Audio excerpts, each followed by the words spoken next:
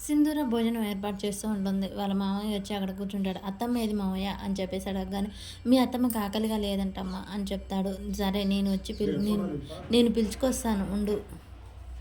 సింధూర వాళ్ళ అత్తమ్మని పిలవడానికి వెళ్తుంది. చెంచలమ్మ ఇక తీర్పు గురించి ఆలోచిస్తుంది. అమ్మాయి ఇష్టాన్ని కాదని హక్కు ఎవరికీ లేదు, ఎంత అత్తమామైనా కన్ని తల్లిదండ్రులైనా అని చెప్పడం గుర్తు చేసుకుంటూ ఉంటుంది.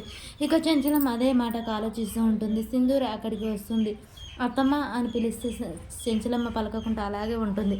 సింధూర ప్రేమగా దగ్గరికి వెళ్ళి కూర్చొని అత్తమ్మ అని ప్రేమగా పిలుస్తూ ఉంటుంది. చెంచలమ్మ చాలా ప్రేమగా చూసినా కూడా తనకు ఆ మాటలు గుర్తు రావడంతో సైలెంట్గా ఉంటుంది. "భోజనానికి రాలేదేంటి? నాకు ఆకలిగా లేదు.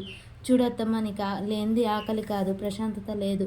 నువ్వు నా మీద కోపంగా ఉందని తెలుసు. కానీ అత్తమ్మ ఒకటి, నేను నీ పరువు పోయే పని ఎప్పుడూ చేయను.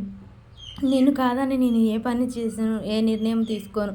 అది గుర్తుంచుకో. నేను మంచి చెడు అన్నీ తెలుసు. ఇంటి పరువు కానీ, నీ మీద ప్రేమ గౌరవం కానీ ఏమాత్రం తగ్గదు. అవి కాదని నేను ఏ నిర్ణయం ఏ పని చేయలేను అని చెప్పేసి మీరు నన్ను ఎంతో ప్రేమగా చూసుకుంటున్నారు. నాకు మాట ఇచ్చారు మీ కొడుకంత ప్రేమగా నన్ను చూసుకుంటానని. ఆ ప్రేమను నాకు పంచండి, అదే చాలు నాకు" అనగానే, "నీ గురించి నాకు తెలుసమ్మా. నీ మాటలు నీ తెలివి నాకు తెలుసు. నా నమ్మకాన్ని కాదనవని" అని చెప్పేసి చెంచలమ్మ కూడా మాట్లాడుతూ ఉంటుంది.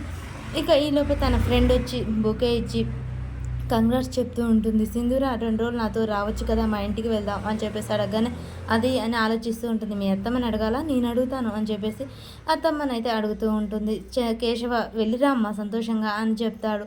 ఇక సింధూర వాళ్ళ ఫ్రెండ్తో బయటకు వెళ్లే ముందు చెంచలమ్మ అయితే, "ఆగు సింధూర" అని ఆపుతుంది. మరి వెళ్ళనివ్వకుండా ఆపుతుందా, ఏం చెప్తుంది అనేది నెక్స్ట్ వీడియోలో తెలుస్తుంది.